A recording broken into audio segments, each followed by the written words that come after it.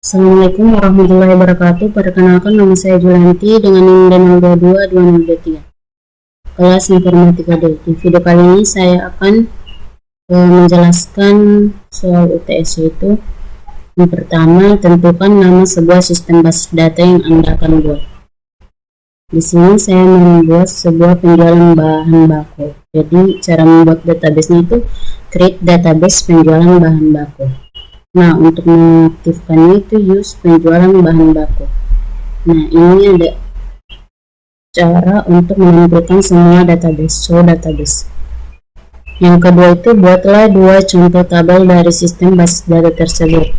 Nah, di sini saya membuat dua tabel penjualan dan tabel bahan baku. Nah, di tabel penjualan ini cara membuat tabelnya itu create tabel penjualan. Nah, ini adalah kolom-kolomnya, itu ID penjualan, tanggal penjualan, ID bahan baku, jumlah terjual, total harga, dan pelanggan. Terus ini untuk cara menampilkan tabel seperti ini, dash penjualan. Nah, untuk kedua tabel bahan baku, cara membuatnya itu create tabel bahan baku. Kolom-kolomnya itu ada ID bahan baku, kode bahan baku, nama bahan baku, satuan, stok, harga satuan. Terus yang ketiga itu lakukan normalisasi tabel tersebut hingga 3NF. Jelaskan proses normalisasi setiap langkah 1NF, 2NF, 3NF beserta alasan perubahan struktur. Nah, di sini 1NF tidak berubah karena sudah memenuhi tabel bahan baku, dan penjualan sudah memenuhi 1NF karena setiap kolom berisi satu jenis data.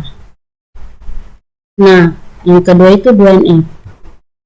Di sini dibagi satu tabel dibagi menjadi dua karena jika ada kolom yang tergantung hanya sebagian dari primary key gabungan, maka harus dipisah.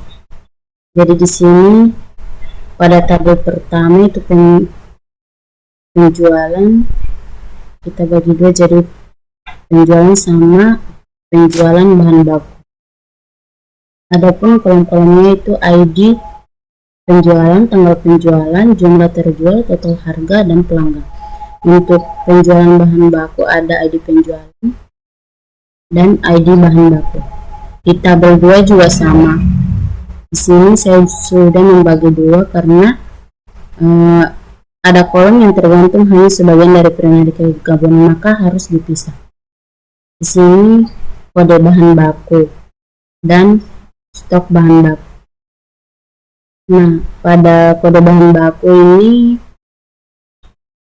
memiliki 4 kolom, yaitu kode bahan baku, nama bahan baku, satuan, harga satuan. Sedangkan pada stok bahan baku, ID bahan baku, kode bahan baku, stok.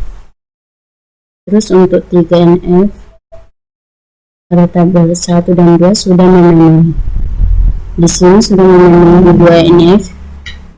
Jadi kita isi saja pada kolom-kolomnya. Soal nomor 4 itu buatlah diagram dependensi normalisasinya.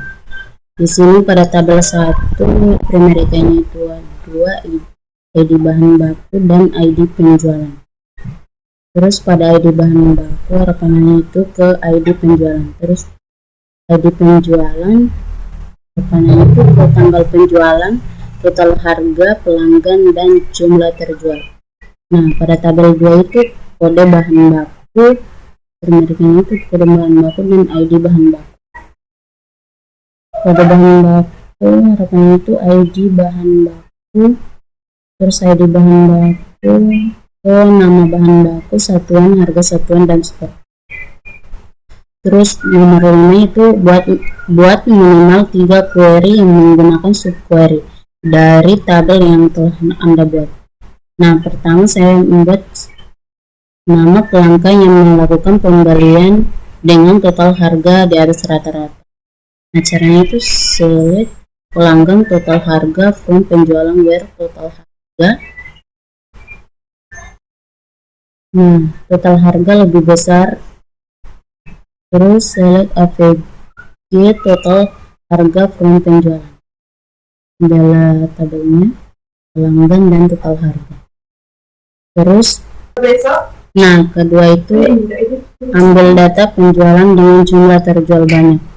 Nah, caranya itu select kali from penjualan where jumlah terjual sama dengan select max jumlah terjual from penjualan. Ini adalah tabelnya. Ini itu tampilkan transaksi yang menjual paling banyak barang. Terus yang ketiga itu tampilkan nama bahan baku yang stoknya kurang dari rata-rata stok. Select KB titik nama bahan baku SB titik stok from stok bahan baku SB join kode bahan baku buku KB on SB titik kode bahan baku sama dengan KB titik kode bahan baku where SB titik stok lebih kecil. Select AVG stok from stok bahan baku. Nah, ini tabelnya nama bahan baku dan stok. Sini minyak goreng, mentega, minyak goreng stoknya 50, mentega stoknya 30. Ini untuk cari bahan baku yang jumlah stoknya di bawah rata-rata.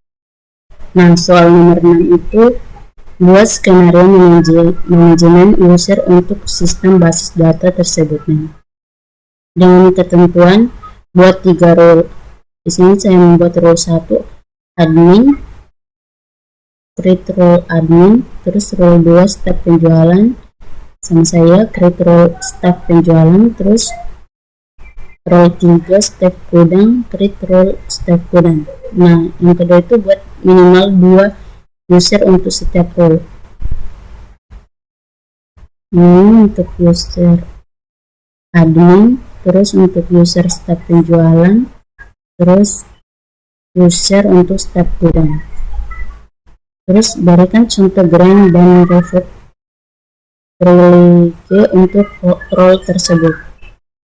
Yang pertama role admin, ini akses penuh ke semua tabel grand. Terus yang kedua role staff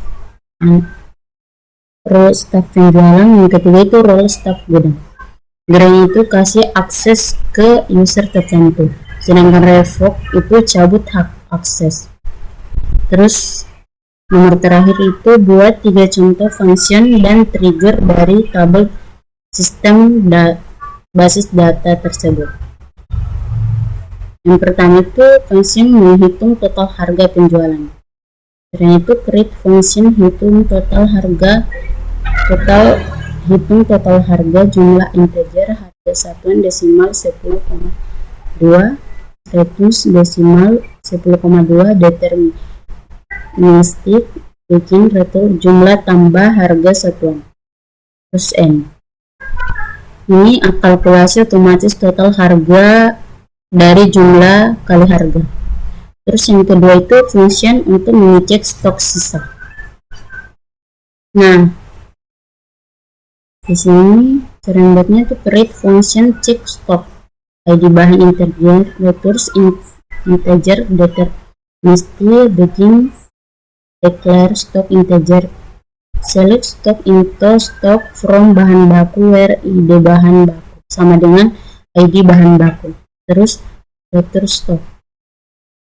Terus n ini adalah ambil stok barang berdasarkan id bahan. Terus yang terakhir itu function untuk mendapatkan nama pelanggan berdasarkan id. Terus function create function get nama pelanggan id integer terus